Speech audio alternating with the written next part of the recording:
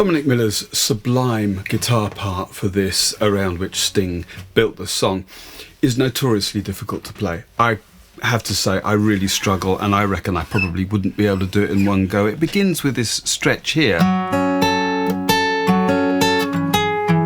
and all this kind of stuff, and then it gets worse from then on. He himself admits that he struggles to do it live, so he has a couple of workarounds. My slightly bigger workaround is just to put a capo on the second fret. So instead of this, I've got this, which just feels a little bit more sensible, certainly more playable for me. What do you lose with that? Well, you know, on a nylon strung guitar, you certainly get a more sonorous quality to the notes up here that perhaps you lose down here, but you know, the advantage is, for me, as I say, it's much more playable. We'll look at his original guitar part, albeit arranged for this capo here, but as you perhaps heard at the beginning, what I've done is taken that original melody and added the bass line and some chord tones into a Travis picking arrangement, which makes just a bit more of a standalone thing. That 8-bar section appears, well, there are 3 choruses or 5 verses, there's an intro and an outro, so 10 times I reckon that appears in the song, and that's pretty much all there is, so we really do need to get that under our fingers. We'll have a look at the simple chord shapes first, if you just want to pick this a different way or more straightforwardly, or you want to strum this. There are a couple of tweaks we need to make to the various chorus endings that link into the different sections, and then there is independently another 10-bar kind of bridge instrumental thing that doesn't really have much to do with the rest of the song, but we'll cover that too. So let's kick off with these simple chord shapes, and then perhaps we'll unpick all the picking. Now, the basic chord shapes for this 8-bar section aren't very difficult. We've often got 2 chords per bar, and in a couple of places we've got a different chord in each beat. So let's look at this now. We've got the first 2 bars of E minor, and I'm putting a note on the top string at the 3rd fret with my little finger there, because that's the melody note of the original guitar part, and as much as I can, I'm going to keep those melody notes going. So that's an E minor with a G at the top. I could just play a whole E minor, but I'm not going to do that. If I'm picking, and this is the shape I'm going to use, that's what I'm going to do. I could actually just add the bottom string there, open bottom string, to give it a bit of oomph, but that's the first chord. And then I've got this G major 7 with D in the bass, G major 7 with a D. It's enough to have a single finger on the 2nd fret of the top string. And now in the 2nd bar we begin with A minor, but actually Sting puts a C in the bass, and if we're trying to create a standalone version of this, you might want to put that C in. I'm adding my little finger there on the 3rd fret of the 5th string, or not, entirely up to you. I'll probably be a bit inconsistent with this as we go through it. And then we've got a pair of chords that we're going to see a lot in this song. B7 sus4, so it's an A7 type shape, barred on the 2nd fret, and my little finger's going to reach up to the 5th fret of the 2nd string for a beat, and then down again. So that's the first 2 bars.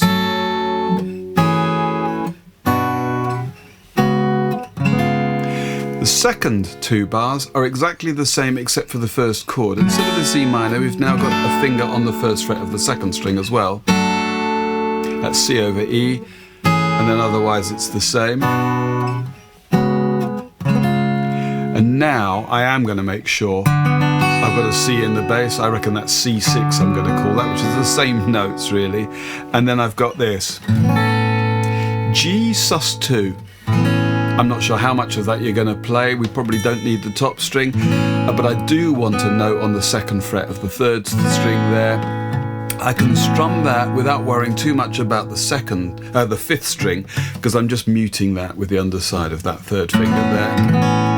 Okay, that's 2 beats of that. Onto B7 again, and then we finish with this C,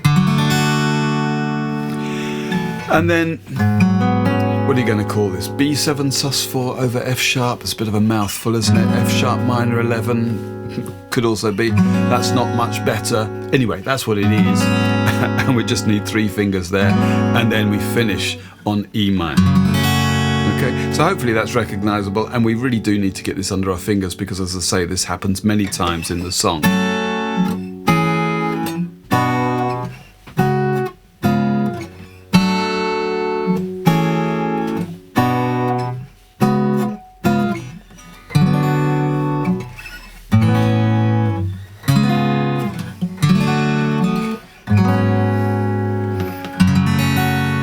can see I'm using a combination of strumming and then picking out individual strings. I'm probably going to use thumb and all three picking fingers. The picking fingers are either going to be on the top three strings, or they might come down to the second, third and fourth, depending on where we are. But as I say, when we look at the picking, this should all become a little bit clearer. Now, there are lots of transcriptions floating around the internet of this original guitar part. Some of them are fairly accurate, some less so, and there are plenty of tutorials on YouTube with people who are able to show you what he does. But if we adjust this for the capo, I've got this. Okay, now we've got, as you know, the chords now, we've got 2 beats per chord mostly. And what you can see straight away is that the bass note of each chord is actually brought forward a little bit, by a 16th in fact. So we start with this, but then at the very end of that second beat we already play the bass note of the second chord. And so on. We're now onto the 3rd fret of the 5th string, which is where we want to be for that A minor with C in the bass. And onto that B.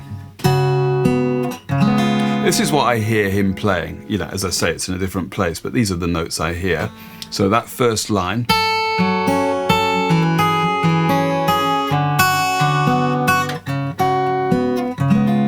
Okay.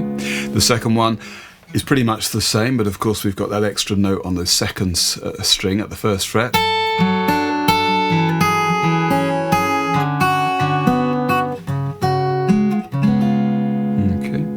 And if you buy my sheet music, I'll have this written out after the song.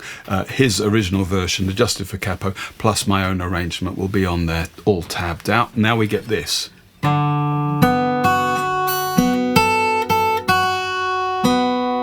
Okay, which is a little counterintuitive. There's a whole bar of that. Now we get this, our G sus2, remember? And what he does actually is hammer on, well, he does this on an A without the capo, but the notes are the same. I'm going to play the open 3rd string and the open 4th string along with the 6th string. And I'm going to hammer onto the 2nd fret of that 3rd string and then catch that note on the 3rd fret of the 2nd string into a B7, and then we get this. So just twice on the C, I'm picking the 5th, 3rd and top strings, and then thankfully we just pause on that F sharp chord before we get onto our E minor. So if I can, nice and slowly, let me play you the whole of it.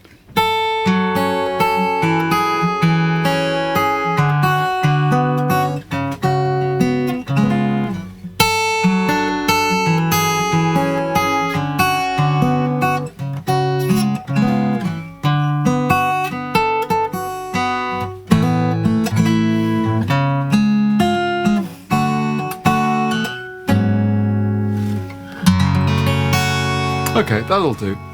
But now let's look at the arrangement that I've made, if you'd like to, which will give us, as I say, a slightly more standalone version of this. Now, the big feature, of course, of Travis picking is that the thumb plays the normal bass note, which is going to be on the 6th string or the 5th string or the 4th string, and then it's going to move up at least one string, but it's going to move up somehow. If we look at the very first chord, this E minor, well, we're only using the top 4 strings. The thumb is actually going to move between the 4th string and the 3rd string. So 1 and 2 and this first pattern is pretty much a template for the whole thing, so it's worth looking at this. I'm going to begin, and probably I should be using my 1st and 2nd fingers, I guess, for Travis picking. I'm a bit inconsistent. I'm going to pick the top string at the same time as that first thumb note. Okay, now the thumb comes up to the 3rd string, and now I pick the 2nd string with a finger, probably my 1st finger. That's the first beat. And now the thumb returns to the 4th string, and I follow that up with a note on the top string again. We finish up then with that last thumb note. Okay. And you just want to get that down nice and smooth. And if we just cycle through the first 4 chords, okay,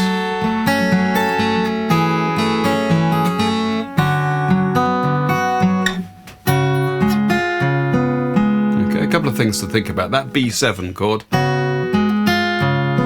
you can see how I'm moving slightly early onto that note, moving from the 5th to the 4th fret on that 2nd string. So we can hear that change. But also, of course, the thumb has now moved down to the 5th and 4th strings, and that happens here.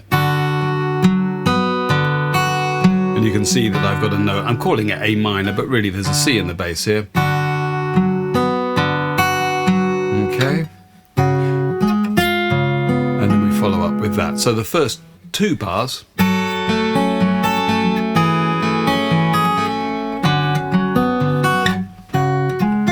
more or less. Okay, the next 2 bars are very similar, but of course we have that tweak with the first finger on the 1st fret of the 2nd string. Otherwise it's the same. Now I'm simplifying this a little bit. I mean, when it comes to the playthrough, I may not quite play what's written here or what I'm playing now. But that's that. That's the second 4 bars.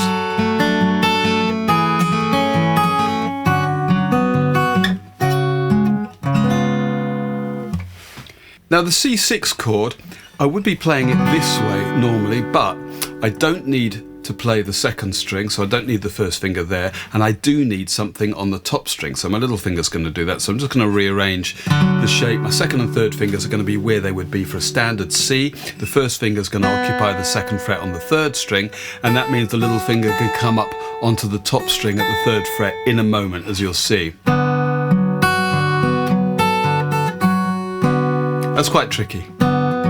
Just the syncopation, I find that a little challenging. Seems to have got it this time. Okay, that's that. And we finish off that bar with a couple of notes leading onto the G chord, because on the original Sting plays a bass running down to, what for him is an A, but...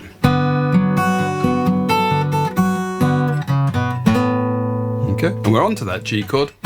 Remember that hammer on? Well, that's what Dominic Miller plays, as I say, in a different place, but that's my G sus2, and I need to hammer on that note onto the 2nd fret of the 3rd string, and then I've just got that. Or something like that. You may add extra notes if you want to, but if I play both the C6 and the G sus2, we're going to get this.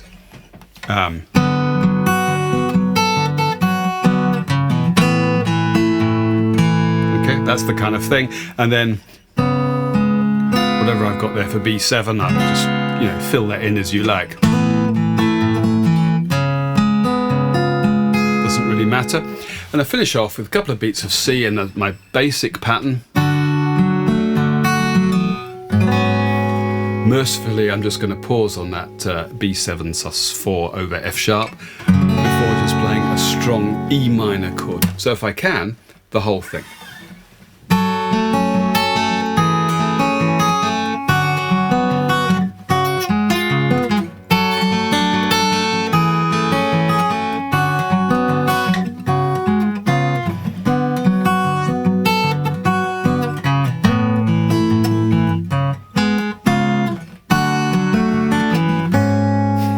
Nearly lost it on the B7, but that's it. And as I say, this happens like 10 times in this song, so whichever way you play this, for me it's kind of nice just to fill this out a little bit, and that works pretty well. Okay, let's get on and look at the little tweaks that we're going to have to make to the ends of the choruses. So that instrumental 8-bar section that we just looked at, that matches pretty well what Dominic Miller does on the original in the intro, and of course the chords match the verses and choruses.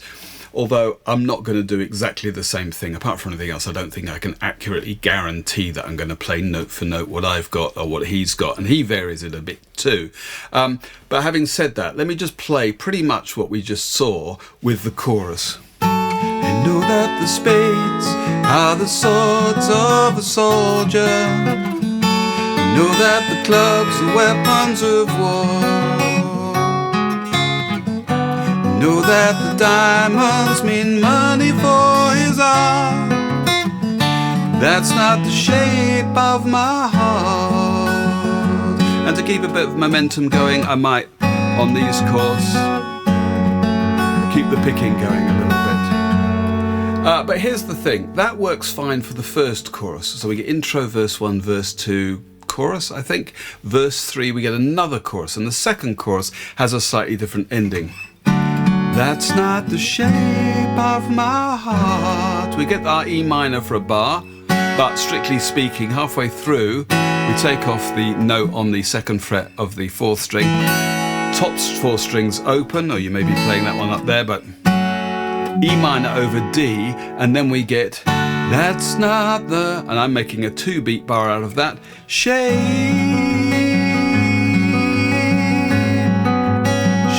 of my, and now we go into the other instrumental section which we haven't looked at yet, but that's how that section goes. That's not the shape of my heart.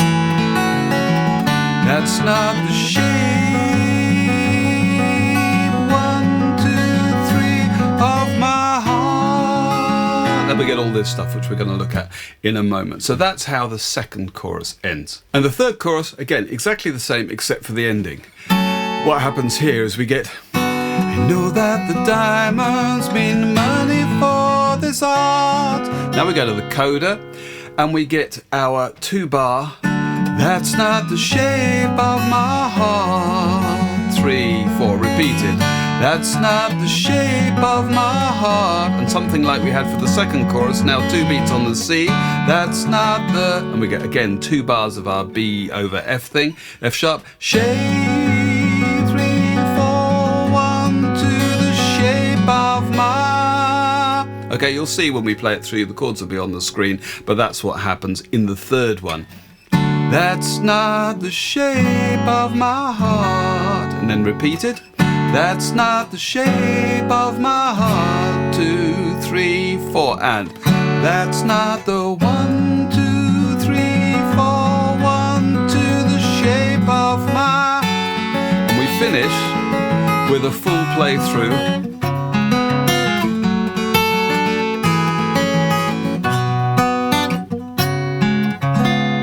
All slows down, and we finish then after 4 bars of our 8-bar instrumental section on a big old E minor chord. So that's that done. It just remains for us now to look at this other 10-bar section that, as I say, only happens once and doesn't really have very much to do with the rest of the song, but it takes us off into a nice place. Now the instrumental section that follows the second chorus, we get into it like this. That's not the shape. 1, 2, shape of my heart, and so on. We've got 10 bars, it's all new material, the chords move quite quickly, and you know, we don't want to be here all day, so I'm just going to rattle through these chord shapes. It's not going to be very interesting, but hold on to your hats. B minor. Then I'm going to open up the 5th string for B minor over A, but that barring finger is still going to be pressing against the 2nd fret of the top string. Okay, so B minor, we see this move a couple of times. B minor over A. Now I've got E minor 7. Easy enough with the 2nd finger on the 2nd fret of the 5th string, the little finger on the 3rd fret of the 2nd string. Now I've got a pair of chords that we are going to see a couple of times. F sharp 7, sus 4 to F sharp 7. So those are 1 beat each. B minor then for 2, B minor over A, E minor 7, and then our F sharp chords. In the next couple of bars, we start with G over B. So it's just a G chord, but I'm not playing the bottom string. And then I've got this. F sharp minor, but with an A in the bass. That's how I'm playing that, barring across the top 3 strings at the 2nd fret. E minor 7 again. And then thankfully we just repeat what we've already seen in the 2nd bar, F sharp 7, sus 4 to F sharp 7. And now I've got a whole bar of this, nice and easy, G6, again it's just a G chord but with the open top string. 2 beats of D to F sharp. Might play F sharp 7 there, I think it's F sharp. Then 2 beats of G, straight G, and then F sharp 7 sus 4 over C sharp. Did you ever hear such a long chord name? So it's just the same as the F sharp 7 sus 4 we've already had, but there's a C sharp in the bass, so I'm omitting the bottom string. Then B minor and B minor over A. That's what we saw at the beginning. That's the opening pair of chords. And we finish off with G6. So again, just a standard G chord, but with the open top string. My F sharp 7 sus 4. And then I'm going to finish off with this. I mean, there's a few things you could do here. You could probably put an F sharp in there, and I don't know. It's a sort of major 7 with a 9. I'm going to call it G major 9 and have done with it. But that then ends that instrumental section. That takes us back into the next verse. I think it's the 4th verse then. So if we apply something like the picking pattern that we've had so far, standard Travis picking, or you're free to strum this through however you want to do it. Let's see if I can get through this in one go.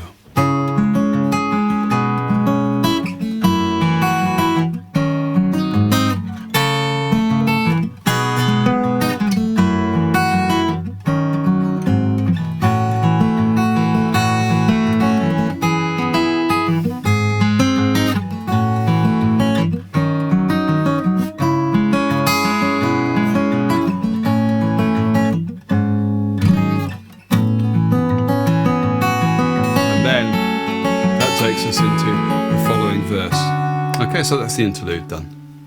Okay, I think that actually is everything, but because there's quite a lot going on, let's just recap the structure of the song. We have the intro and verse 1, and they're both the same. He deals the cards as a meditation.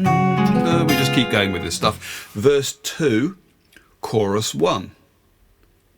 Verse 3, chorus 2. It sounds like the football results, doesn't it? So, verse 3, chorus 2, that takes us, that's not the shape. 2 bars of this into our interlude that we just looked at. 10 bars of that, and that takes us into verse 4. And if I told her that I loved you, all that stuff. Verse 5, the final chorus, chorus 3, and this time, that's not the shape of my heart. We get 2 of these. That's not the shape of my heart.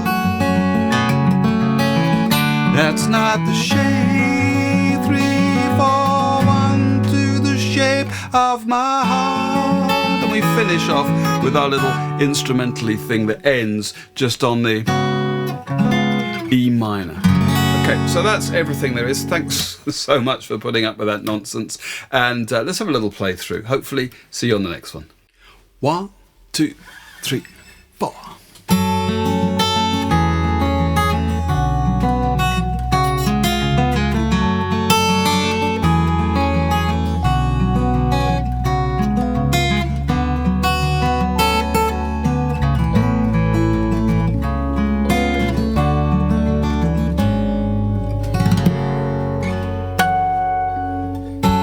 Deals the cards as a meditation. Those he plays never suspect. He doesn't play for the money he wins. He doesn't play for respect. He deals the cards to find the answer. Sacred geometry of chance, the hidden law of a probable outcome. The numbers lead a dance. I know that the spades are the sword of a soldier. I know that the clubs are weapons of war. I know that the diamonds mean money for his art. That's not the shape of my heart. He may play the jack of diamonds. He may lay the queen of spades. He may conceal the king in his hands, while the memory of it fades. I know that the spades are the swords of a soldier. I know that the clubs are weapons of war. I know that the diamonds not the shape of my heart. That's not the shape of my heart.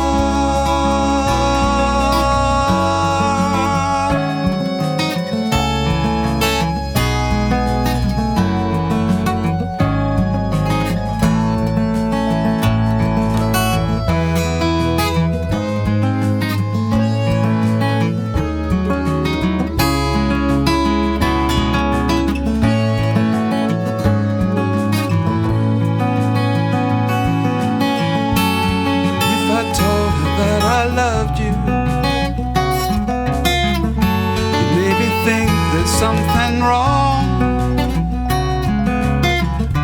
I'm not a man with too many faces. The mask I wear is one. Those who speak know nothing, find out to their cause. Like those who curse their luck in too many places, and those who fear are lost. I know that the spades are the swords of a soldier. I know that the gloves are weapons of war. I know that the diamonds mean money for this art. That's not the shape of my heart. That's not the shape of my heart. That's not the shape of my heart.